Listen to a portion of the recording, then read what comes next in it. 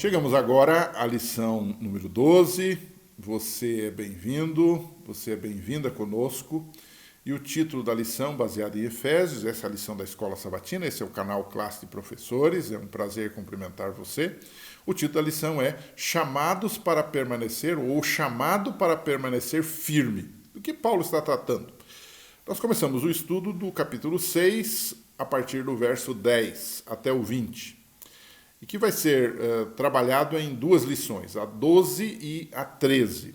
Nessa lição 12, o tema é a guerra, ou o conflito entre o bem e o mal, onde Paulo mostra a realidade da guerra, essa é a lição dessa semana, como o cristão entra nesta guerra, é uma guerra espiritual, e como encontra força e poder para vencer. Na próxima lição, na 13, nós vamos estudar então as armas desta guerra. Então, o primeiro tópico é a realidade da guerra. Paulo estabelece a realidade da guerra é uma guerra cósmica entre o bem e o mal, que começou no céu, quando Lúcifer foi expulso de lá, ele trouxe por vontade própria para esta terra e criou todo esse celeuma que nós hoje conhecemos. E Paulo diz assim, olha, na verdade, nós não temos que lutar contra carne, contra sangue, mas sim, ele usa uma expressão interessante, ele diz assim, nós temos que lutar contra os principados, contra as potestades, são poderes, né?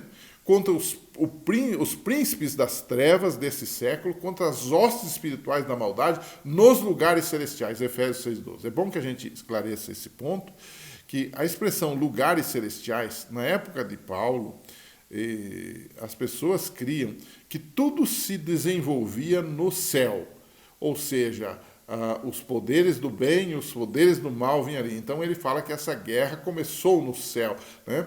As hostes espirituais da maldade, né, foram de lá expulsas, depois nós entendemos isso pela Bíblia, mas quando ele usa a expressão lugares celestiais, era uma crença que se tinha de que tudo ocorria no nível celestial, né?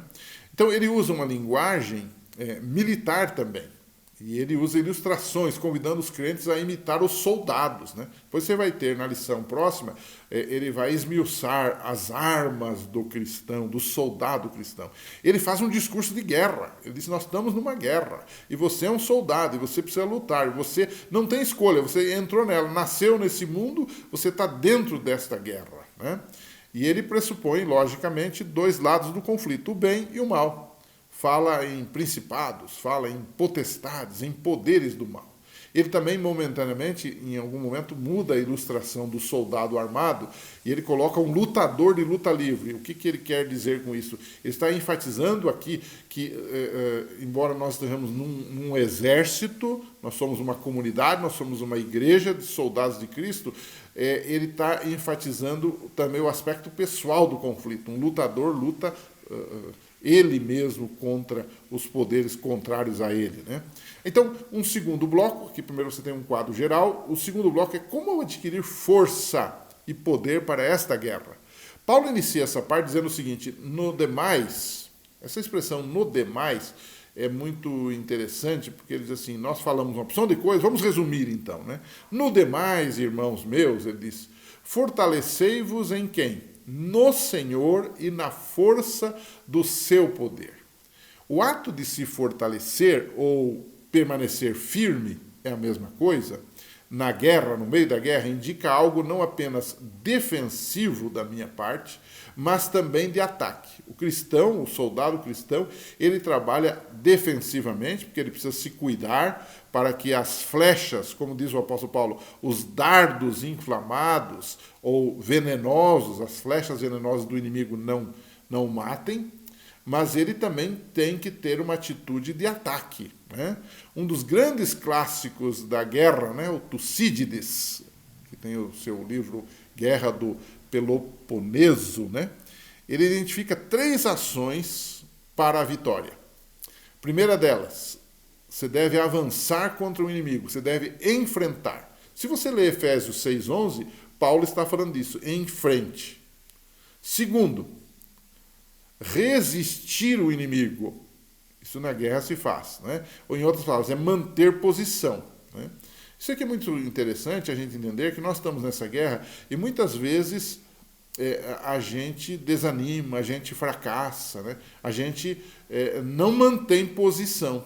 Então, nessa guerra entre Cristo e Satanás, onde estamos embutidos nela, há necessidade de nos apegarmos diariamente com Deus para a gente resistir, para a gente permanecer firme, para não ficar caindo, levantando, né? Alguns têm uma trajetória assim de altos e baixos, mais baixos do que altos, né, nessa guerra, né? E finalmente um terceiro tópico lá do livro da guerra do Tucídides, né, que o autor da lição até colocou, você deve derrotar o inimigo. Né? Você deve atacar, você deve resistir, manter posição e você deve derrotar. Em Efésios 6, 11, 13 e 14, Paulo segue exatamente essas três ações para a vitória espiritual. Porém, Paulo demonstra de onde vem esse poder. Ele diz, ele não vem do homem mortal. Ele vem de quem? Ele vem do Senhor.